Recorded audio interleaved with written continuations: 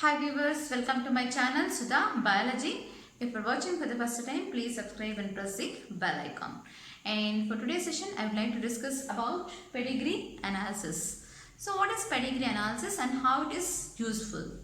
So it is a record of inheritance of certain genetic traits. So the character which is expressed in an offspring, we say it as a trait. So a record of inheritance of genetic traits for two or more generations, which is presented in the form of a diagram of a family tree. So in the form of diagram, or it is represented in the form of family tree. So how it is useful?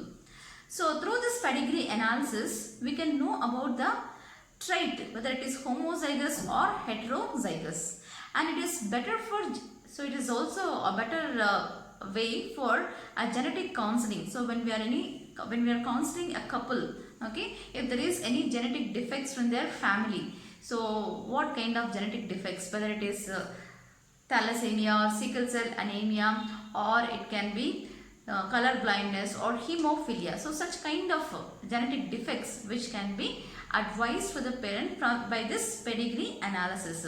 Okay. So now, what are the symbols which can be known for this pedigree analysis? So these are the symbols which has to be known in order to give a pedigree chart.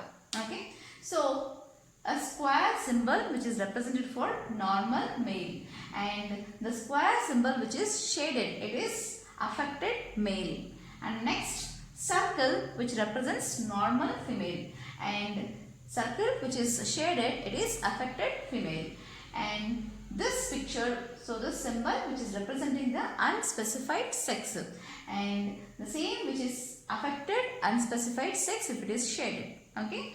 And now the symbol, the circle with the dot at the center, it is representing the carrier for a recessive trait. Okay. And whereas half shaded square and half shaded circle, they are heterozygotes. So these are heterozygotes. And the line which is present in between this, a diagonal line which is present in between this square as well as circle, it represents the death of that individual. Okay. In the pedigree charts. Next, so this symbol, a dot with a line, so circle which is shaded, and it is a line and above the circle which is representing a stillbirth, or even we say it as abortions. Okay.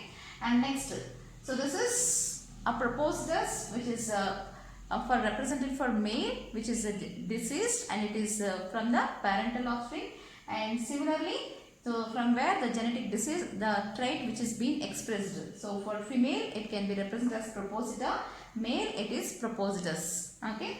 And so the line between the male and female, so which is representing the marriage or mating in between the male and female. And there is two lines in between the square as well as circle. It is called as consanguineous marriage. That means marriage which is occurring in between the relatives. And next, so these are the parents and the offsprings which are represented in the sequence 1, 2, 3 and 4. Okay, so like this. And if the offsprings which are represented with a line in between them, so they are monozygotic twins. Okay, so whether it is male or female. And next, next one, so this is offsprings which are obtained from this parents, and these, there is no line which can be seen in between them. So these will be dizygotic twins. So monozygotic twins from single zygote, and dizygotic twins from two different zygotes. Now let us see. Okay. So in order to identify whether it is autosomal dominant or autosomal recessive, or X-linked dominant or X-linked recessive, so we need to know some tips. Okay. So these tips are very important. So if all the individuals are affected in all the generations, that is all the affected offsprings has affected parents. So that means the disease can be seen in all the generations. Then it is said as dominant. And next, if there is skipping of generations, that means offsprings are affected but parent is not affected. Okay. So parents are not affected but offspring is affected. So then we can say it is recessive. So now we came to know dominant and recessive. And to know whether it is autosomal dominant or X-linked dominant, autosomal recessive or X-linked recessive. So how it is? That is, all the affected males. So if all the affected males has affected mothers, okay, all the affected males has affected mothers, and all the daughters of that affected male are affected. So then it is X-linked dominant. Okay. So in case of X-linked dominant, all the affected males has affected mothers. So that he has affected mother. And all the daughters of affected male. So for that affected male, the daughters also will be affected because it is carried through X chromosome. So when father is affected, so the X chromosome, one from the father and one from the mother. So that will be carried to the daughter. So all the daughters also will be affected. So this will be X-linked dominant. Okay. And in X-linked dominant, again you can see females will be more affected. Okay. And if both males and females are equally affected, if both males and females are equally affected, that means then it is called and if the disease is seen in all the generations, if both males and females are equally affected and the disease is seen in all the generations, then it is autosomal dominant. What is autosomal? If both males and females are equally affected, then it is autosomal. And if it is seen in all the generations, then it is dominant. Both together we say it as autosomal dominant. Next, all affected females have, okay, all affected females have affected fathers. So whatever, all the affected females, they have affected fathers, okay, and all her sons are also affected, okay. So then it is X-linked recessive. In this situation, in case of X-linked recessive, males are more affected because in males one chromosome, so as these are carried through X chromosomes, and one chromosome alone which is carrying the disease is alone enough to express the disease. That is hemizygous condition which we discussed earlier.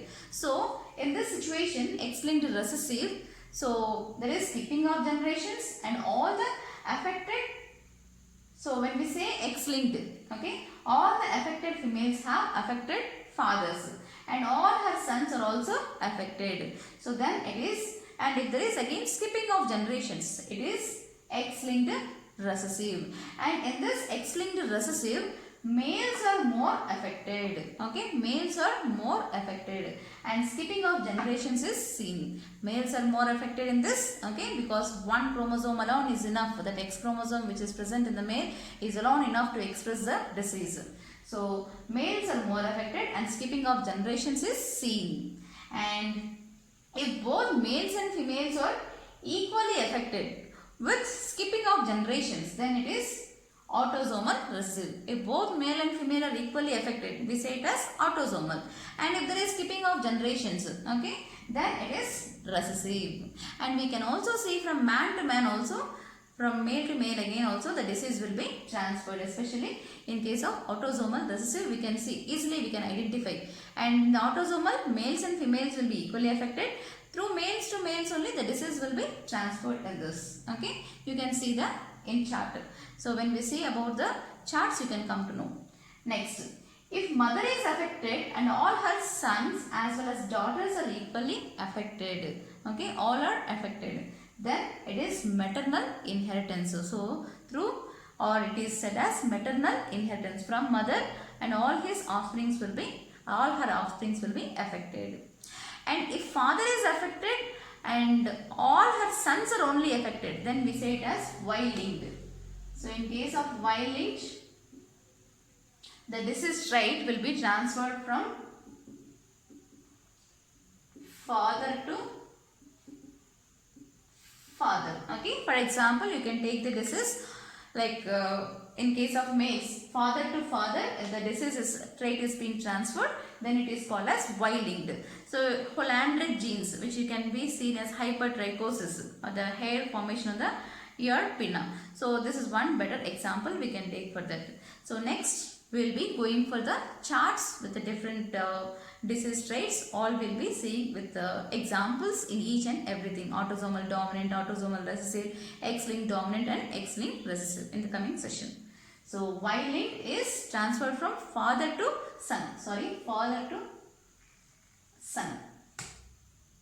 Okay. It will not be passed from father to daughter. So it is transferred from male to male only. That is from father to son. That is called as Y-linked inheritance. So thank you.